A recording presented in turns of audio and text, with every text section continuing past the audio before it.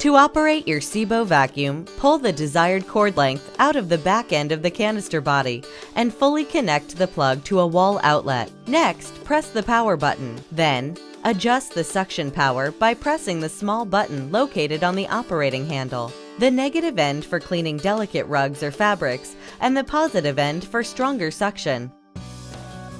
The LED indicator makes it possible to optically monitor the vacuum suction power.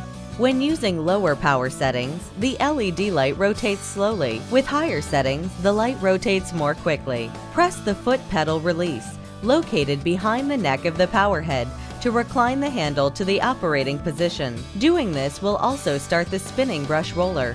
The spinning brush roller can be stopped during operation by pressing the brush control switch, which is located on the top side of the power head.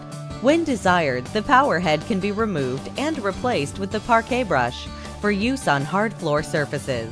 And with SEBO's 40-foot power cord and 50-foot cleaning radius, you'll be able to clean large rooms without having to use multiple outlets.